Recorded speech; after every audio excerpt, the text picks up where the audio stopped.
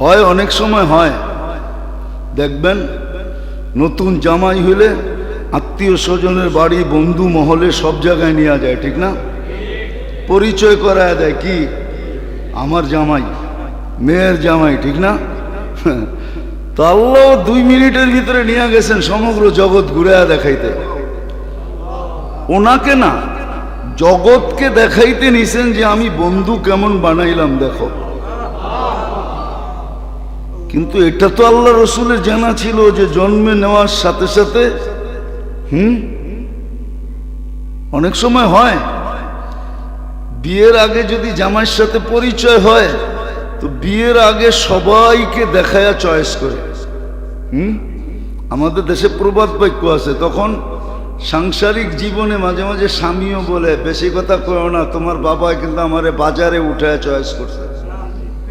মনে হয় বুঝাইতে পারি, বেশি কথা বলো না, তোমার বাবা কিন্তু আমাকে বাজারে উঠায়া চয়েস করছে। বাজারে উঠায়া বোঝেন, সবাই দেখায় তারপরে চয়েস করছে আমাদের। বেশি কথা বললো না। আল্লাহ রসুলকে সমগ্র জগৎ ঘুরাইতে নিয়ে গেছেন, সমগ্র জগৎকে দেখাইতে নিয়ে গেছেন। কিন্তু যখন প্রাপ্ত বয়স্ক হয়েছেন তো ওনার মনেও জাগছে সব জগৎ তো আমারে, সব জগৎকে তো আমারে দেখাইলো, কিন্তু আমি তো দেখি নাই। আল্লাহ মেরাজ এই জন্য করছেন, বন্ধু সবাই তো দেখছে, আপনি তো দেখেন না, চলেন উঠে আসেন দেখেন আমি কি বানাইছি দেখেন। এই জন্য মেরাজ, এই জন্য মেরাজ। মেরাজ এই জন্য কথা কিন্তু জমিনে অনেকের সাথে রেখা বলছেন। জাকারিয়া আলাইহিস সালামের সাথে বলছেন, ইয়াহিয়া আলাইহিস সালামের সাথে বলছেন, মুসা আলাইহিস সালামের সাথে বলছেন, অনেকের সাথে কথা বলছেন আল্লাহ জমিনে রেখা।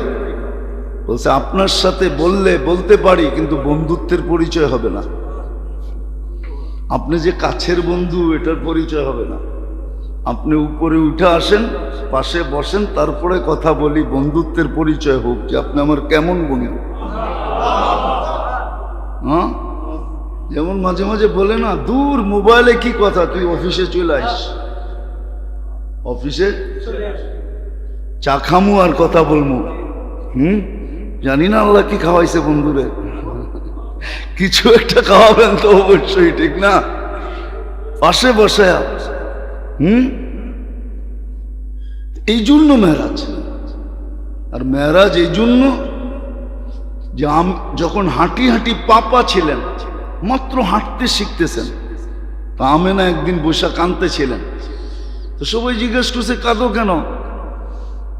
বলছে বাচ্চা যখন হাঁটতে শিখে সবচেয়ে বেশি খুশি বাবা হয়, আর ছেলে হইলে তো কোনো কথাই নেই, আঙ্গুল ধরে হাঁটার গতি বাড়ায়, মানুষকে ঘুরায় ঘুরায় দেখায় আমার ছেলে হাঁটতে শুরু করছে। কিন্তু আব্দুল্লাহ তো নাই, কে হাঁটার গতি বাড়াবে, কে ঘুরায় দেখাবে? আল্লাহ মনে হয় তখনই কানে কানে বলে দিছে, আমেনা চিন্তা করিস না, আব্দুল্লাহ ঘুরাইলে আর কতটুক ঘুরাবে, হাঁটাইলে আর কতটুক হাঁটাবে, সময় আসতে দে, আমি বন্ধুকে ঘুরাইতে নিয়ে যাব। এই জন্য মেরাজ, এই জন্য মেরাজ, এই জন্য, এই জন্য মেরাজ, এই জন্য মেরাজ। আর মেরাজ এই জন্য কেননা জিবরিল আলাইহিস সালাম আসতেন, হাঁটুতে হাঁটু লাগায় বসতেন, কখনো আল্লাহর রসুলের রানে হাত রেখা দিতেন, সামনে বৈশা বৈশা কথা বলতেন। এটা যুক্তি বলে আল্লাহ মনে হয় এটা পছন্দ করতেছিলেন না, যে তুমি আমার বন্ধুর এত কাছে যাবে, পাশে বৈশা, সামনে বৈশা, হাঁটুতে হাঁটু লাগায় কথা বলবে। জিবরিল আসতে দাও সময়, আমি বন্ধুকে নিয়ে আসবো, তোমাকে আউট করে দেব। এই জন্য সিদরাতুল মুনতাহা থেকে ওনারা আউট করে দিয়েছেন। আল্লাহ রসুল বলছে আগে চলেন, অনুমতি নাই। দ্বিতীয়, আমার শরীরে ফিটনেসও নাই, আগে গেলে আমার অস্তিত্ব থাকবে না। তো মেরাজের অনেকগুলো কারণ, কিন্তু সবচেয়ে মুখ্যম কারণ, যেটা বড় কারণ, যে কালকে যেন কেউ কোনো যুক্তি তর্ক পেশ না করতে পারে। বাহানা না করতে পারে, বাহানা না করতে পারে এই জীবনটা গড়ার ব্যাপারে কেউ যেন কালকে বাহানা না করতে পারে যে আমার এটা জানা ছিল না, এটা জানা ছিল না। সব কিছু নিয়ে আল্লাহ দেখায় দিয়েছেন, চোখে দেখা যায় বলেন। কেননা আপনার উম্মত বড় প্রযুক্তি সমৃদ্ধ হবে, বড় বিজ্ঞান সম্মত হবে, সব আপনি চোখে দেখা যায়। এক একটা জগৎ দেখছেন, এক একটা জান্নাতের সেক্টর দেখছেন, কোন আমলের বিনিময়ে কি মিলবে সব দেখছেন। ক্ষুদ্র থেকে ক্ষুদ্র আমলের বিনিময়ে দেখছেন। জান্নাত আল্লাহ কেমনে সাজাইছেন এটাও দেখছেন। এই জন্য এক একটা জিনিসের বর্ণনা আছে, এক একটা জিনিসের। দুধের নদী, মধুর নদী, মিষ্টি পানির নদী, শরাবের নদী, সব কিছু এক একটা দেখাইছেন,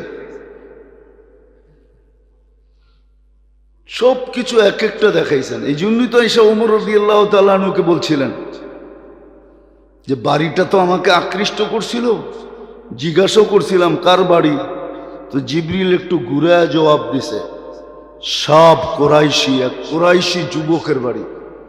তো বলছে আমি তো কোরাইশি যুবক, হবে আমারই। বিলকুল গেট পর্যন্ত চলে গেছেন, পাও ঢুকাবেন তখন জিবরিল আলাইহিস সালাম পিছের থেকে বলছেন আপনার না, এটা ওমর রাদিয়াল্লাহু তাআলা। তোমার আত্মমর্যাদার কথা মনে পড়ে আমি বাহির হয়ে চলে আসছি, যে তুমি ফিতা কাটো না, আমি কাটি, তো কাটি কি করে। তো চোখের পানি ছেড়ে বলছে ইয়া রাসূলুল্লাহ বেডরুমটা দেখে আসতেন, কিরম বানাইছে। আয়েশা বলছে আলী তুমি পছন্দ করো না, তোমার বাড়িটা আমার বাড়ির বিলকুল সামনে,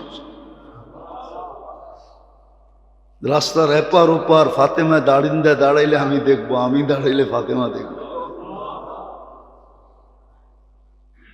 হ্যাঁ বলছে সারা দুনিয়া জান্নাত চায় আলী, আমি দেখে আসছি, যেখানে গেছি ওইখানে জান্নাত। জিজ্ঞেস করছে আলী কবে আসবে, জুবাইর ইবনে আওয়াম কবে আসবে, কবে আসবে এরা। সব দেখা ঈসা বলছে বিদায় মেরে দোস্ত, আমাদের জন্য কোনো সুযোগ নাই।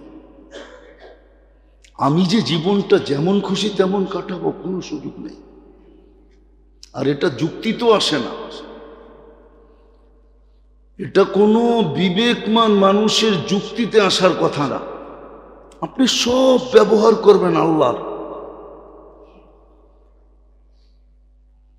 ব্যক্তিত্বের বিকাশ কিন্তু ঘটে এই দেহ দ্বারা, ঠিক না? ব্যক্তিত্বের বিকাশ ঘটে কি দিয়া? দেহের সেটিং দ্বারা, দেহের ভিতরের যোগ্যতা দ্বারা ব্যক্তিত্বের বিকাশ ঘটে। নাহলে ব্যক্তি কি জিনিস? এক ফোঁটা দুর্গন্ধময় পানি। ব্যক্তিত্বের বিকাশ ঘটে কিন্তু এই দেহের ভিতরে সেটিং দ্বারা। আর সেটিং কে করছে?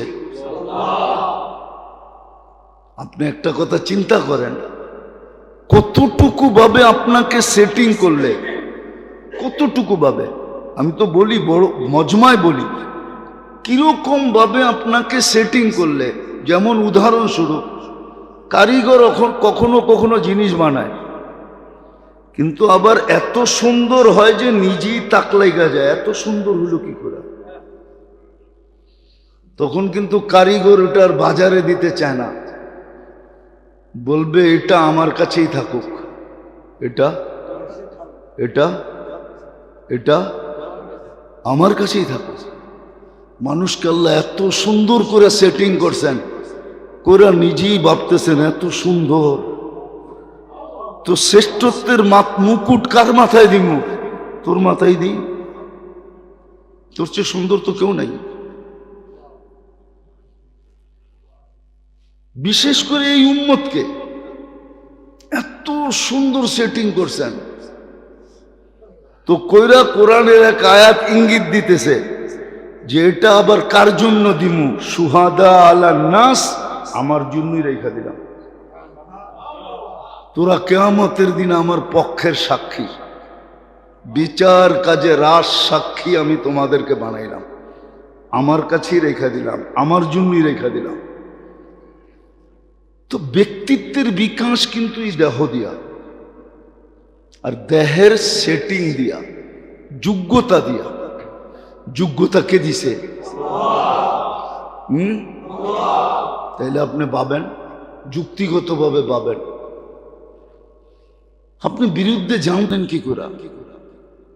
মন মতো চলার তো সুযোগ নেই। হ্যাঁ বলবেন আমাকে ইচ্ছা স্বাধীনতা দিছেন, ইচ্ছা স্বাধীনতা তো আপনাকে এই জন্যই দিছেন, নাইলে এই প্রবাদ বাক্য কেন হইতো? দিয়া ধন চায় মন, কায়রানিতে কতক্ষণ? দিয়া ধন চায় মন। পরীক্ষার্থে দিছে আপনাকে, আবার বলেও দিছে আজকের ইচ্ছা স্বাধীনতা যদি তুমি আমার ইচ্ছার অধীন করো, তাহলে জান্নাতের সবচেয়ে মজা কি জানেন? জান্নাতের সবচেয়ে মজা কি বলতে পারবেন? কি জান্নাতের সবচেয়ে মজা হইল মন চাহি, মা তাস্তাহি আনফুসুকুম। জান্নাতের সবচেয়ে মজা হলো মন চাহি চলবে। কি কি কি মন চাহি চলবে। এই জন্য ঘরে সবচেয়ে বেশি ঝগড়া হয় কি নিয়ে জানেন? স্বামী স্ত্রীর। কি নিয়ে? তুমি তোমার পছন্দ বোঝো, আমারটা বোঝো না। সবচেয়ে বেশি ঝগড়া হয় এটা নিয়ে। না মনে হয় ঠিক বললাম না? মনে হয় হ্যাঁ, মনে হয় আপনারা বিয়া শাদী করেন নাই, করতে বুঝবেন, করলে হয়তো বুঝতেন আমার কথাটা। ঘরের সবচেয়ে বেশি টুংটাং হয় এটা নিয়ে, যে তোমার মন তো বুঝি, কিন্তু তুমি আমার ইচ্ছা বোঝো না, তুমি আমার ইচ্ছা।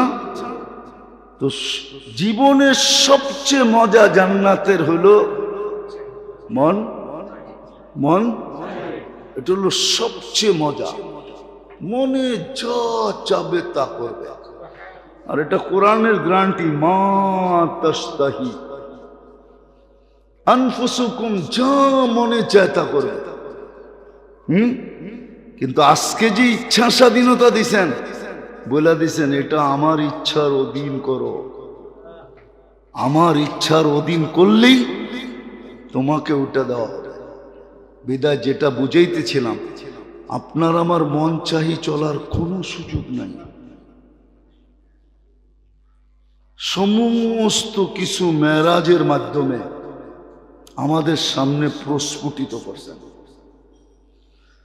ক্ষুদ্র থেকে ক্ষুদ্র গুনাহ যদি মাপ না করলেন, ক্ষুদ্র থেকে ক্ষুদ্র সওয়াব যেটার বিনিময় দিবেন, বিরাট বড় বড় দিবেন, বিরাট বিরাট। আর চোখে দেখা ঈশা বলছেন। বিদায় মেরে দোস্ত, আসেন আসেন। জীবনটা যদিও আমার বলি বটে, কিন্তু এটার উপরে আমাদের গতি, আমাদের কন্ট্রোল নাই, এটাই সত্য। জীবন আমার, কিন্তু আমার কোনো কন্ট্রোল নাই। দেহ আমার, কিন্তু এটার কোনোটার উপরে আমার কর্তৃত্ব নেই। যদি থাকতো তাহলে দাঁত পড়লো তো পড়লো কি করে, চুল পাকলো তো পাকলো কি করে, কোমরের শক্তি গেল তো গেল কি করে, হাত দুর্বল হলো তো হইল কি করে, এক একটা অঙ্গের উপরে বার্ধক্যের ছাপ আসলো তো আসলো কি করে। এক বৎসর হইতে পারে, দ্বিতীয় বৎসর আর বিশ্ব সুন্দরী হওয়া যায় না কি করে।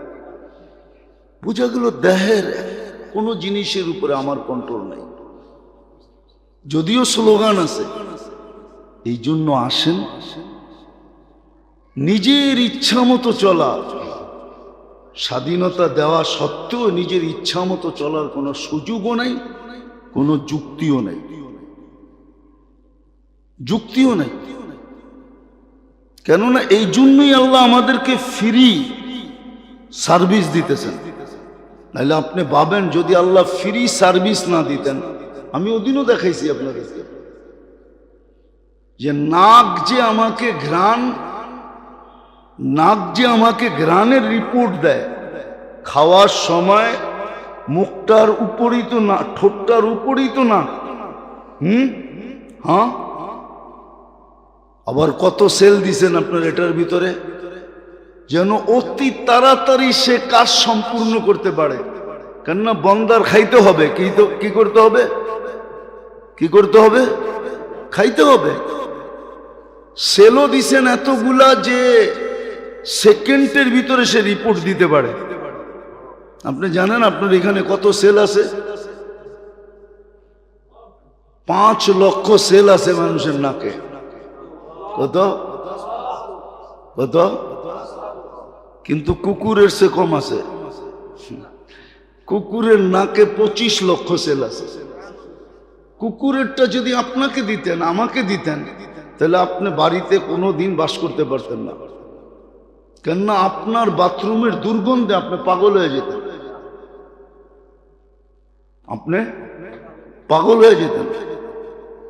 কি হয়ে যেতেন? পাগল হয়ে যেতেন। যাক, এটা আবার কখনো মনে উঠলে শোনা মনে। আপনি জানেন একটা মাছির মাথার ভিতরে কতগুলা সেল, কতগুলা চোখ মাছির? আপনার চোখ তো একদিকে, ঠিক না? মাছির চতুর্দিকে চোখ। কতর দিকে? হ্যাঁ, এই জন্য আপনি যেদিক দিয়ে হাত বাড়াইবেন উড়া যাব।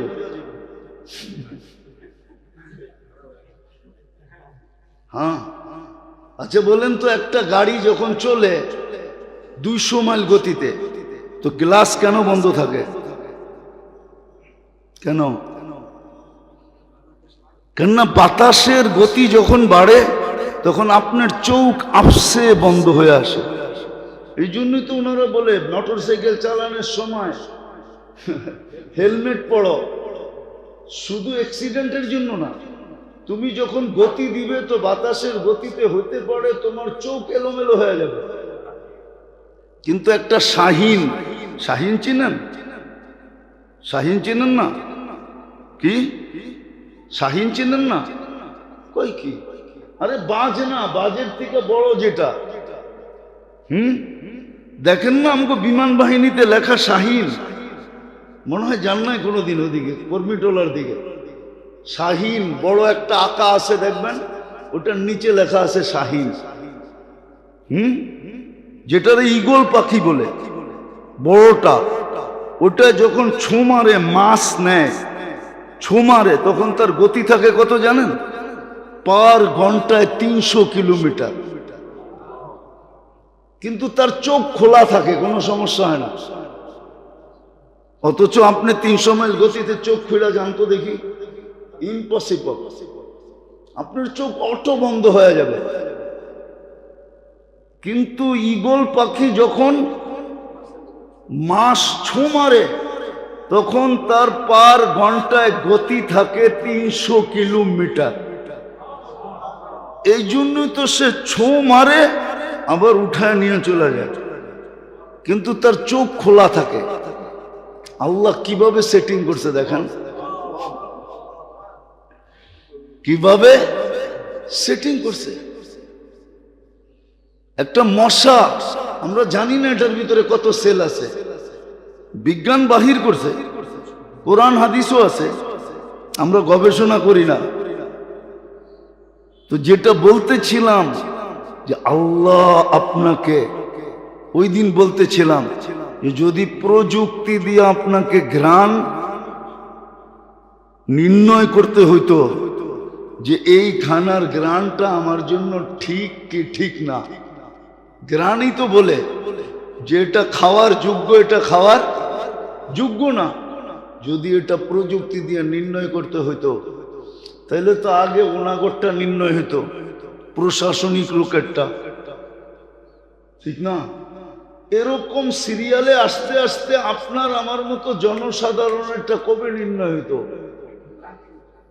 ওই পর্যন্ত তো আপনি না খেয়ে মরে যেতেন।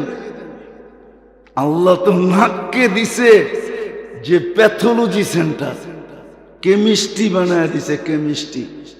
তুই শুনবি, সেকেন্ডের ভিতরে রিপ্লাই দিবি, যেন আমার বন্দার লোকমা ভিতরে যাইতে দেরি না হয়। তো যেটা বুঝাইতেছিলাম, মেরাজের ফলসাফা এটাই যে কালকে যেন কেউ বাহানা দাঁড় না করাইতে পারে, মন মতো চলার কোনো সুযোগ নাই, কেউ যেন বাহানা দাঁড় না করাইতে পারে। এই জন্য মেরে দোস্ত, নিজের ইচ্ছাকে আল্লাহর অধীন করেন, রসুলের অধীন করেন। খাটতে বেশি হবে না, পরিশ্রম এই উম্মতকে বেশি দেয় নাই। এখন তো হয় না, ইদানিং হইতেছে না। আমি বহুতবার রাজারবাগ গেছি বয়ান করতে, বরগুনা পুলিশ সেন্টারে গেছি, চিটাং পুলিশ সেন্টারে 3-4 বার গেছি। তো বিভিন্ন জায়গায় যাওয়া হতো, বিভিন্ন জায়গায় যাওয়া হতো। আগে তো ক্যান্টনমেন্টেও যাওয়া হতো বিভিন্ন প্রোগ্রামে, এখন একটু কমে গেছে, ব্যস্ততার কারণে সময়ও দিতে পারি না। তো আসলে সহজ করছেন কি কি সহজ সহজ করছেন। আমি একটা উদাহরণ দিই, ওনারা আসছে বিদায়, আমরা সারা রাত্র চলিত। তো আমাদের বিতর্গত প্রশাসনের মেইন হলো পুলিশ, বিতর্গত শৃঙ্খলাকে ঠিক রাখার জন্য মেইন হলো কি, এই যে সারা রাত্র দাঁড়ায়া হাইওয়েতে, রাস্তাতে, বিভিন্ন যেই যেই জায়গায় ডাকাতি হওয়ার আশঙ্কা আছে, এই শীতের ভিতরে সারা রাত্র ডিউটি করে। খালি যদি একটু নিয়ারটা চেঞ্জ করে,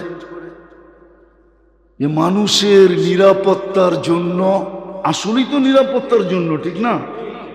আসলেই ঠিক না? এনারা কিন্তু সারা রাত্র যত মানুষ যত তাহাজ্জুদ পড়বে, যত কোরআন তেলাওয়াত করবে, যত তসবিহ পড়বে, যত তাহলিল পড়বে, যত বন্দেগী করবে, সব সওয়াব কিন্তু ওনারা পাইতেছে। কেননা সে নিরাপত্তা দিতেছে। এই জন্য সৌদি পুলিশের কাঁধে পুলিশ লেখা নেই। ওনারা তো জানে না, সৌদি পুলিশের কাঁধে লেখা আছে সুরতাতুল আমান, নিরাপত্তার কর্মী, নিরাপত্তার পুলিশ লেখা নেই।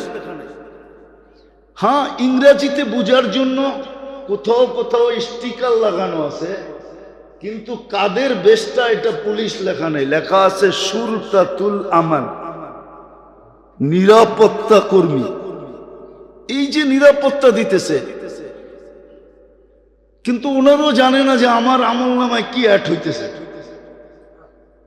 শুধু যদি একটু নিয়ত করে যে আমি এই রাত্রে দাঁড়ায় আছি জনসাধারণের নিরাপত্তার জন্য, এরকম আপনি দেখবেন হাজারো মানুষ এরকম সওয়াব নিয়ে কিয়ামতের দিন উঠবে। এই জন্য এক হাদিসে আছে, এক ব্যক্তি তার আমল নামা দেখে বিশ্বাসই করবে না, আল্লাহরে ফেরত দিবে, 3 বার ফেরত দিবে। 3 বার, কয়বার? 3 বার পরে আল্লাহ বসাইয়া ওকে বুঝাবে, এই এই এই এই এই এই। আল্লাহর বুঝানোর পরেও পুরা মানতে চাবে না। ও তখন বলবে ইদানিয়া রব্বিলি, আপনি যখন বুঝাইতেছেন তাইলে আমার হইতে পারে, কিন্তু আমার মন বলে না এটা আমার।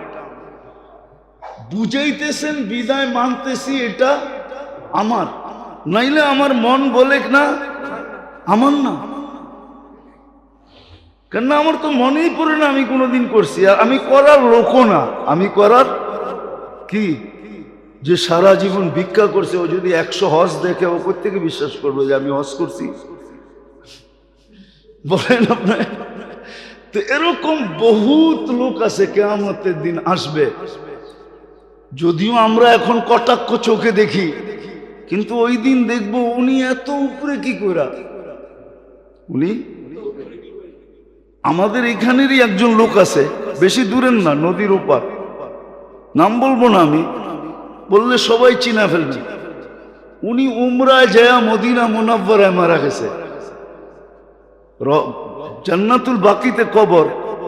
কিন্তু এখনো কেরানীগঞ্জের আলেমদের যোগ বিয়োগ মিলে না যে এই লোকটা উমরা করতে যাইয়া এহরাম করা অবস্থায় মদিনা মুনাব্বরায় কি করে মারা গেল। কেউ এখনো যোগ বিয়োগ মিলে না, আমারও মিলে না।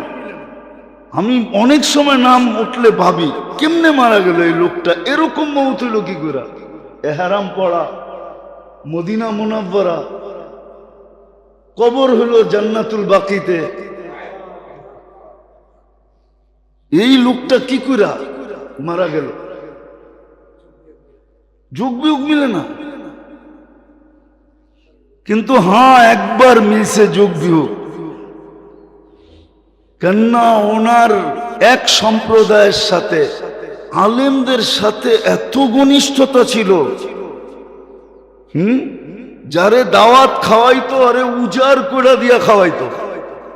কি যেদিন দাওয়াত খাওয়াইতো কাউকে কি দিয়া, উজাড় করে দিয়া। আমার মনে আছে, আমার একদিন ধরে নিয়ে গেছে 1,20,000 টাকার শুধু মাছ কিনছি আপনার জন্য। এই যে এক সম্পর্ক ছিল, হতে পারে এটা আল্লাহর কাছে কবুল হয়ে গেছে, এই জন্য মৌতটা এরকম হয়েছে। মৌতটা এরকম আপনি জিজ্ঞেস করেন, আমি নাম বইলা দিই, অ্যাড্রেস বইলা দিই। এই কালীগঞ্জ গেলেই মজিবুর হাজির ভাই, কালীগঞ্জের, এই যে কেরানীগঞ্জের চেয়ারম্যান ছিল এর ভাই, কিন্তু এরকম মৌত। এই জন্য মেরে দোস্ত আসেন, আসেন, মন মতো চলার কোনো সুযোগ নেই। আল্লাহর অধীন, রসুলের অধীন হইয়া রজব মাস চলতেছে, রমজানের প্রস্তুতির মাস। এই 2 মাসই রমজানের প্রস্তুতির, নিটেল ক্লিন হওয়ার মাস, দান খয়রাত সদকা করার মাস। আল্লাহ আমাদেরকে আমল করার তৌফিক দান করেন। ওমা আলাইনা ইল্লাল বালাগ।